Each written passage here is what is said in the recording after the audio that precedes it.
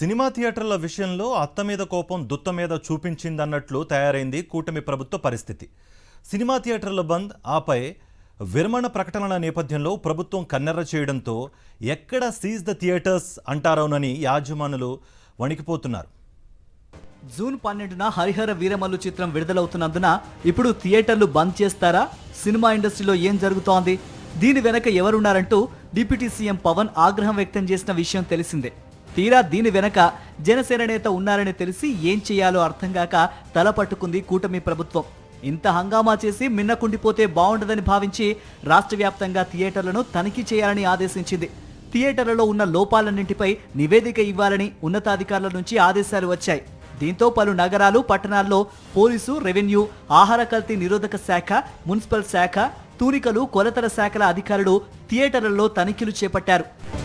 మచిలీపట్నంలో స్వాతి మల్టీప్లెక్స్ థియేటర్ను తనిఖీ చేశారు అధికారులు. పశ్చిమ గోదావరి జిల్లా పాలకొల్లులో అల్లు అరవింద్కు చెందిన గీతా అన్నపూర్ణ థియేటర్తో పాటు అడబాల, కోడి రామకృష్ణకు చెందిన మారుతి థియేటర్లను తనిఖీ చేశారు. పల్నాడు జిల్లా నర్సారావుపేట, రాజమండ్రి, విజయవాడలోని థియేటర్లలో తనిఖీలు నిర్వహించారు. గుంటూరు సాయి ప్రత్యూష, ఎన్టీఆర్ జిల్లా కంచికచెర్ల, వైఎస్ఆర్ జిల్లా జమ్మలమడుగు, ప్రొద్దుటూరు, శ్రీకాకుళం, నెల్లూరు, అమలాపురం, అన్నమయ్య జిల్లా రాయచోటిలోని థియేటర్లను తనిఖీలు చేశారు.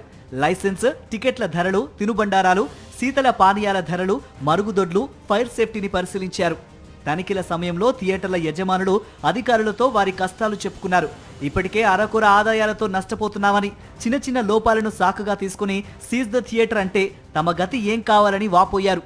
ఇదే సమయంలో ఆయా ప్రాంతాల్లో కొంతమంది ప్రేక్షకులు కలగజేసుకుంటూ విజయవాడ నగరంలోని మల్టీప్లెక్స్లలో తినుబండారాలు, మంచినీటి బాటిల్ ధర ఆకాశాన్ని అంటున్నాయని, చిత్తశుద్ధి ఉంటే అక్కడి నుంచి మొదలు పెట్టండి అంటూ ఆగ్రహం వ్యక్తం చేశారు. మల్టీప్లెక్స్ థియేటర్లలో కళ్ళెదుటే అధిక ధరలతో తినుబండారాలు విక్రయిస్తూ ఉంటే ఏం చేయలేకపోతున్నారని వాపోయారు.